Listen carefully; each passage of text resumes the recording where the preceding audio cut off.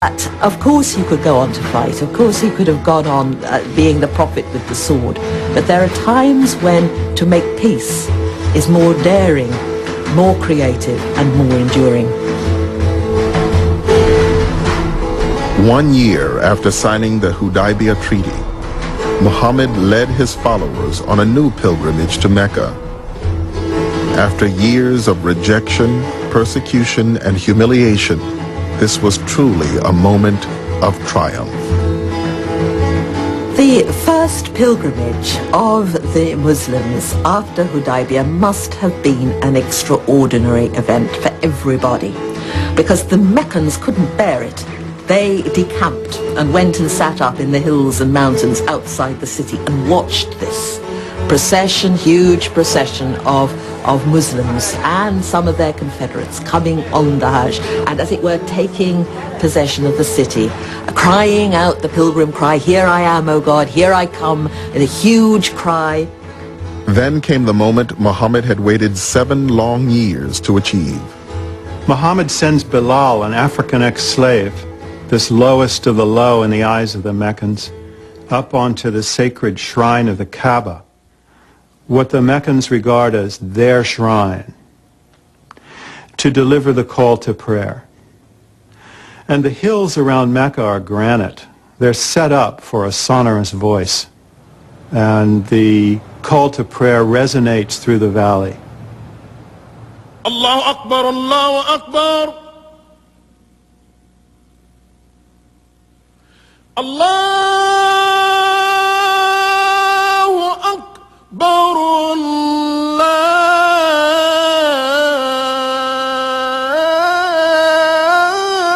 Akbar.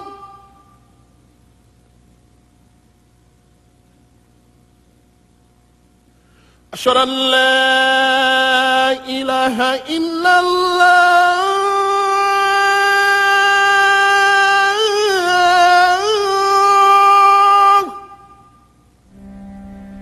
أشهد أن لا إله إلا الله. Bilal was proclaiming for all to hear, there is one God, and Muhammad is his prophet. It must have been an appalling moment for the Meccans, but an extraordinary moment of exhilaration for the Muslims, performing all the rites punctiliously and then taking no advantage of this, going back peacefully home. But the peace between the Muslims and the people of Mecca would not last. By the end of the year, the Meccans had broken the Treaty of Hudaybiyah by attacking a clan allied with Muhammad.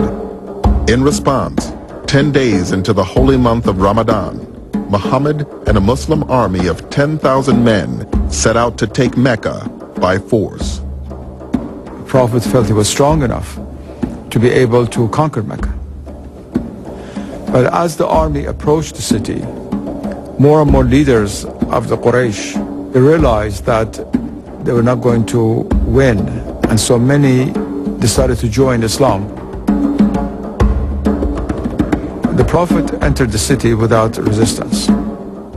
When he came into Mecca, he came in with his head bowed down. He did not come in as an arrogant, conquering warrior. He comes in humbled by a victory that he sees is from God. After circling the Kaaba 7 times, Muhammad destroyed each of the 360 idols that surrounded it. He then turned to the vanquished Meccans who had sought refuge inside the shrine, his own brethren who had oppressed and attacked the Muslims for so many years. He says, if you were in my position right now, what do you think you would do? And the Meccans are afraid they're about to die. And then he says, you are all pardoned. He grants them all amnesty. And this was unheard of in this culture, unheard of in this society, and very unexpected among the Meccans.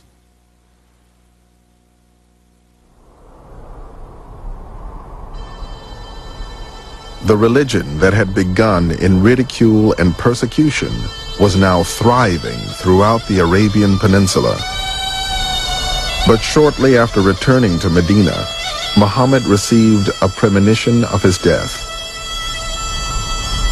He told his daughter, Fatima, that every year during Ramadan, the angel Gabriel recited the Quran to him and asked him to repeat it. This year, Gabriel had asked Muhammad to recite the Quran twice. "I cannot but think," Muhammad said, "that my time has come." In February 632, Muhammad made what would be his final pilgrimage to the city of his birth. On his first pilgrimage, he had led a few hundred Muslims back to Mecca. This time, tens of thousands of believers followed in his footsteps. He arrives in Mecca as the leader of the Muslim people now, not as the enemy of the Meccans. And they begin to perform the rites of the pilgrimage. And during this period, Muhammad defines the rites of pilgrimage as they're performed today. Michael Wolff has written extensively about the Hajj, the traditional pilgrimage which every Muslim is expected to perform at least once. 2 to 3 million Muslims from around the world travel to Mecca every year for this 5-day ritual, which takes them in the footsteps of Abraham, the ancient patriarch from whom Muslims, Jews, and Christians all trace their lineage. In 1990, Wolff, a convert to Islam, took part in his first Hajj.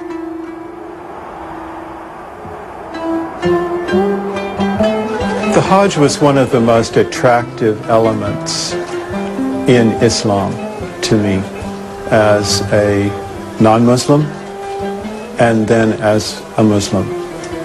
When I finally became a Muslim after 20 or more years of thinking it over, the first thing I wanted to do was make the Hajj. When I circled the Kaaba for the first time, I was in a state of wonder. You're there with tens of thousands of people all doing the same thing at once. You're literally putting God at the center of your life for that period of time.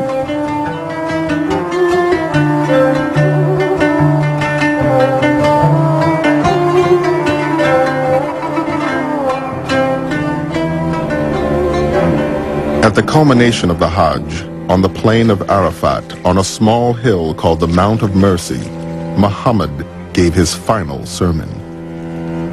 Here is a man who began his mission as this individual in Mecca, persecuted, with almost no followers, and his life is completed with a valley filled with tens of thousands of people that have accepted his message, and there he is, preaching to them his final sermon, and in it, in a sense, is a summation of this universal teaching.